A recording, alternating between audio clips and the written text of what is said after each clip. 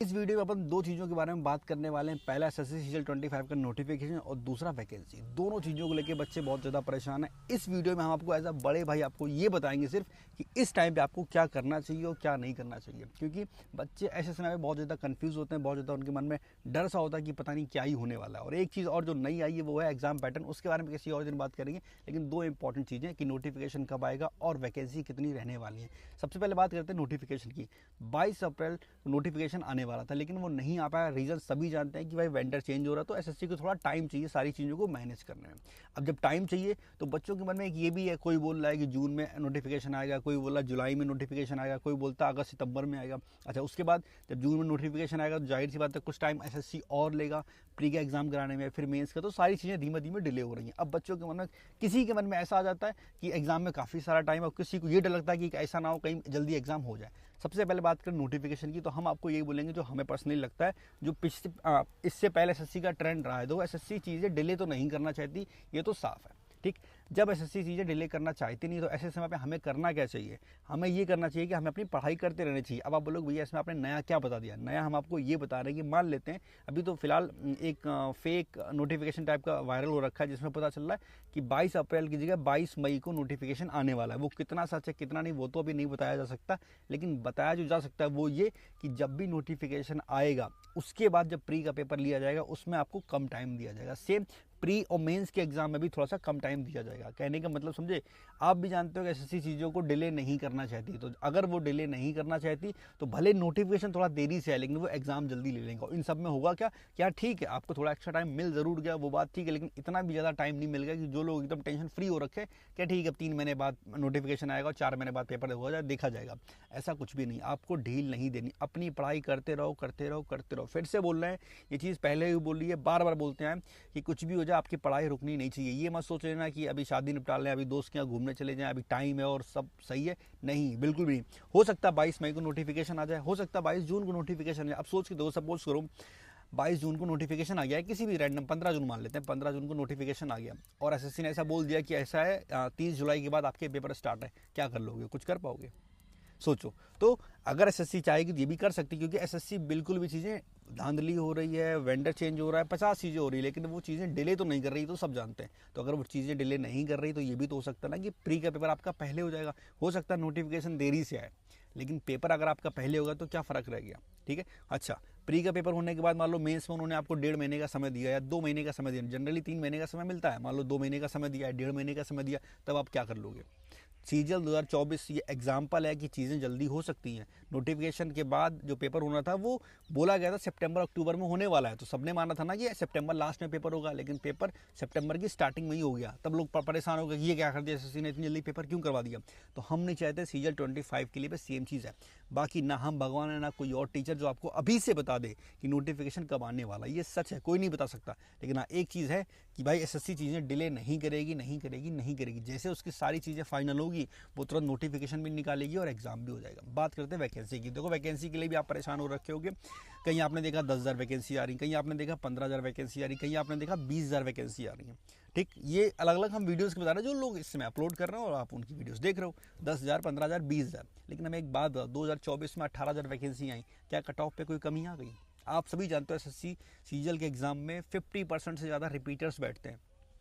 बैठते कि नहीं बैठते हैं भाई, सीटें वही खा जाते हैं। अगर 15,000 वैकेंसी हैं तो ईमानदारी से बोलें तो शुरू की 4-5,000 सीटें ऐसी होती हैं जहाँ पे आप मान सकते हो कि हाँ हमारा कंपटीशन है। बाकी तो रिपीटर्स खा ही जाएंगे, वैसे भी कुछ रिपीटर्स खा जाएंगे, कुछ गड़बड़ हो जाएगी, कुछ किसी का पेपर खराब हो जाएगा, कुछ आपकी किस्मत खराब हो जाएगी, करके गिनती की वैकेंसी उतनी आनी है। तो फ़र्क नहीं पड़ता यहाँ पे कि फ़िलहाल वैकेंसी 15,000 है, 20,000 है, 25,000 है, कितनी है वैकेंसी। मानते हैं थोड़ी ज़्यादा आएंगी तो आप सबका फ़ायदा है, लेकिन सच्चाई तो बच्चा ये है ना कि वैकेंसी के 15,000 से 20,000 जाने में कट ऑफ पे सिर्फ 2-3 नंबर का ही फ़र्क आना है। ऐसा नहीं कि कट ऑफ 15 नंबर कम चला जाएगा। मेरी बात समझने की कोशिश करो। और अगर मान लो 15,000 वैकेंसी के हिसाब से आप पढ़ाई कर रहे हो या 20,000 वैकेंसी के हिसाब से आप पढ़ाई कर रहे हो, तो सपना तो आपने भी देखा होगा ना कि हमें इंस्पेक्टर बनना है, एसओ बनना है, किसी अच्छी पोस्ट पे जाना है, हमें रैंक 500 लानी है, हमें 1,000 रैंक के अंदर आना। ये तो आपने सपना देखा होगा कि नहीं देखा होगा। तो अगर आपको 1000 रैंक लानी है, 2000 रैंक लानी, 3000 भी रैंक लानी है, तो क्या ही फ़र्क पड़ता है कि वैकेंसी कितनी है। एक चीज़ समझने की कोशिश करो, वैकेंसी को देख के या कट ऑफ को देख के पढ़ाई करोगे बच्चा तो यकीन मानो मिलने कुछ नहीं वाला है। जो बच्चा रैंक 1 to 10 का सोचता है ना वो टॉप 100 में आता है।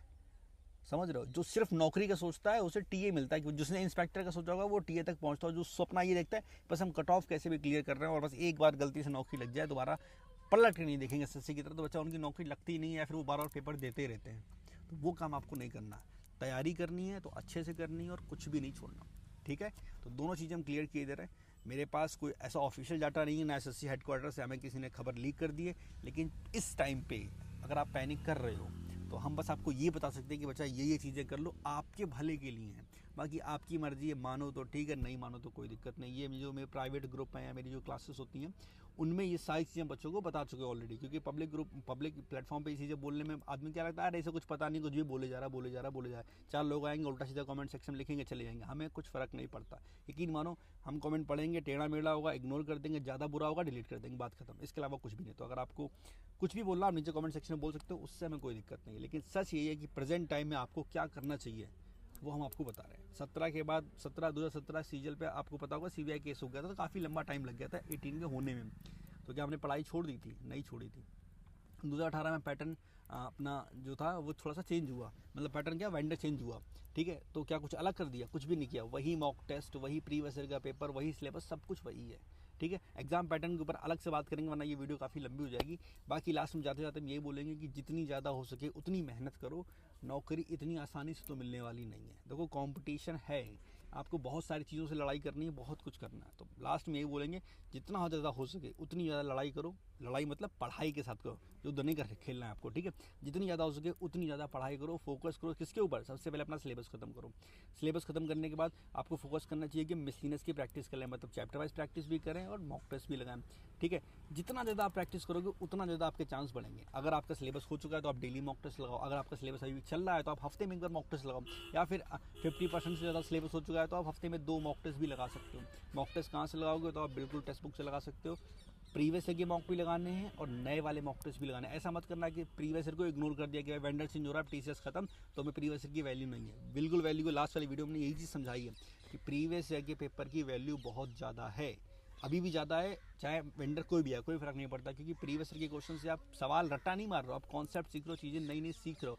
भाई सवाल बदल जाएगा, दूसरा कोई सवाल आ जाएगा, कॉन्सेप्ट तो वही रहने वाला है ना। तो सिलेबस कंप्लीट करो, भर भर के मॉक टेस्ट लगाओ, मतलब डेली भी लगा सकते हो, वीकली भी लगा सकते हो, हफ्ते में 2 भी दिन, जिस भी आप कैटेगरी में आते हो हमने बता दिया। कहाँ से लगाओगे? आप टेक्स्ट बुक से लगा सकते हो। बाकी इनकी इस समय एक सेल चल रही है जिसका आज आखिरी दिन है, आज 30 अप्रैल इसका आखिरी दिन है और शायद प्राइस है 351।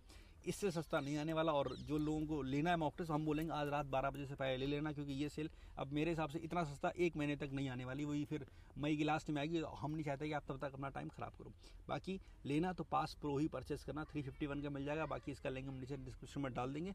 KV10 कूपन कोड लगाओगे तो 12% का डिस्काउंट आपको मिल जाएगा, ठीक? उसमें नए वाले मॉक टेस्ट भी आपको लगाने, पुराने वाले मॉक टेस्ट भी लगाने, ठीक है? सब कुछ आपको करना है। फिर से रिपीट करना है, सुन लो ध्यान से, बार बार यही बोले जा रहा है कि इन चीज़ों को छोड़ के अपनी पढ़ाई पर फोकस करोगे तभी जाके आपका सिलेक्शन होगा, वरना 2 महीने बीत जाएंगे, नोटिफिकेशन आएगा, प्री का पेपर होने वाला होगा, पता चले कुछ लोगों का मेंस भी होने वाला होगा, आपका प्री नहीं निकला और फिर आप 2026 की तैयारी करोगे। तो यही बार बार अगर रिपीट करना है तो करते रहो, वरना सच में जिसकी नौकरी लगने वाली होगी सीजल 25 में, 2025 में, जो अगले साल सिलेक्शन लेने वाला है, वो इस समय तैयारी कर रहा है। अब आप सोच लो आपको फालतू की बातें करनी है, वीडियो देखनी है, या फिर आपको सिलेक्शन लेना है। सिलेबस पूरा करो, जितनी ज़्यादा हो सके उतनी प्रैक्टिस करो, रिवीजन करो, यही चीज़ें साइकिल रिपीट करते रहो, ठीक है? बाकी टेक्स्ट बुक की सेल है तो इसका लिंक हम नीचे डिस्क्रिप्शन में डाल देंगे। आपको परचेस करना हो तो ले लेना, जिसके पास है उसको कोई टेंशन नहीं। और ध्यान रखना, उसमें 2-3 पास होते हैं, आपको पास प्रो ही परचेस करना है, ठीक है? वो आपके लिए सबसे बेस्ट होता है, ठीक? इस वीडियो में इतना ही। बाकी कुछ आपका सवाल है तो आप नीचे कॉमेंट सेक्शन में ज़रूर पूछ सकते हो। इस वीडियो में इतना ही, हम मिलेंगे